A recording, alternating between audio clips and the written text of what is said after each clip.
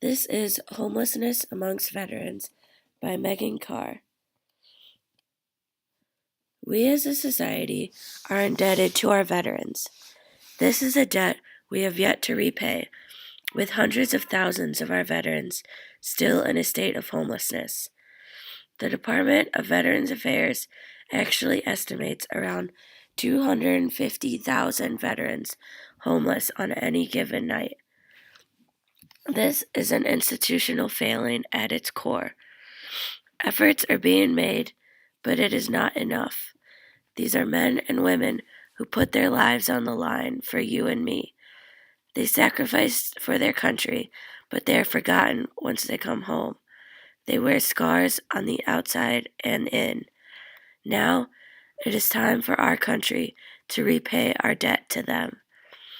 Homeless veterans suffer from issues like mental illness, addiction, and overall health risks at greater rates than the non-veteran homeless population.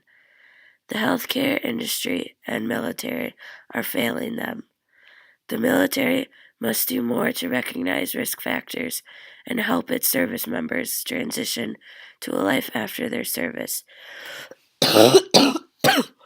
And healthcare must improve to meet the complex and intersecting needs of homeless veterans.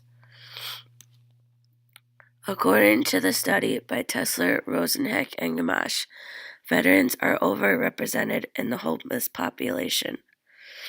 The veteran population among homeless is also much more likely than non-veterans to suffer from intersecting issues.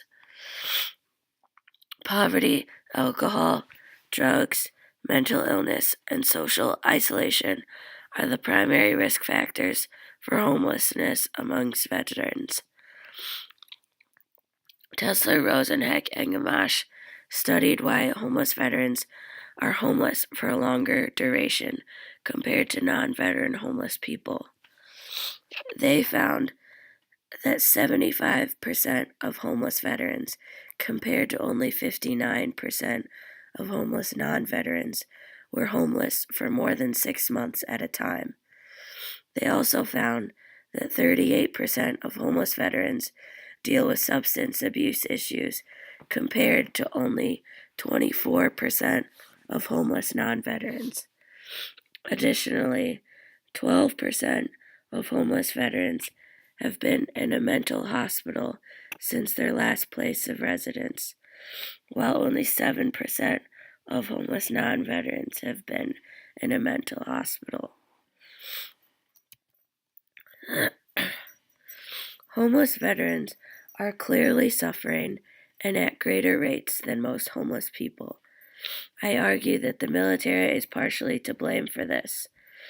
Tesler, Rosenheck, and Gamache contribute the increased rates to a social selection of enlistees. When the draft ended, the military consisted only of volunteers. This meant that they overlooked potential risk factors present when enlisting in order to fill the necessary quota. Military recruiters also often visit high schools and target students that are not suited or can't go to college. Some recruiters even develop relationships with guidance counselors in order to better recognize which students are not college bound. This happens even more frequently in rural areas where students may not have as many opportunities. These are vulnerable kids that are being wooed into joining the military, even if they are not suited for it. Efforts have been made in the healthcare industry to address issues in homeless veterans.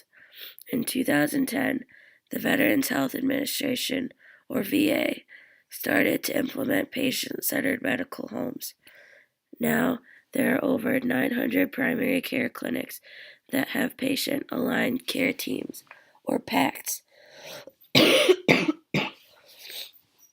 PACTs focus on patient access, continuity of care, and care management.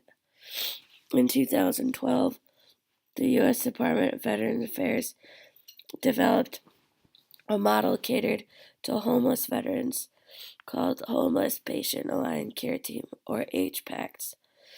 These were designed to help address the intersecting issues that come with homelessness, like psychiatric needs, substance abuse, housing, etc., through primary care. But there are only 60 of these nationwide. And with only 900 clinics for veterans, let alone 60 for homeless veterans, this is not enough, especially considering the lack of resources these veterans have to get to these clinics. Traveling can be very difficult for homeless people. They do not have the means to get to different cities in order to receive treatment. In conclusion, the military should have a more vigorous mental screening before being able to enlist. This could help avoid people with psychiatric risk factors enlisting and then being triggered or worsened by military service. Mental health screenings should also take place during and after someone's service. Veterans are not the same people they used to be when they return from war. They have a hard time connecting with and communicating with civilians, so the military must do more to ease the transition back into civilian life.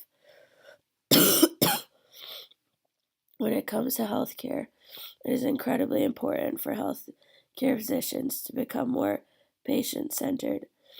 Physicians must recognize the complexities of a homeless veteran's health and wellness. Research from a patient's perspective is lacking, and doing so could help shatter the negative stereotypes and provide better health care. There are steps being made, but until there is not a single homeless veteran, there is always more that could be done.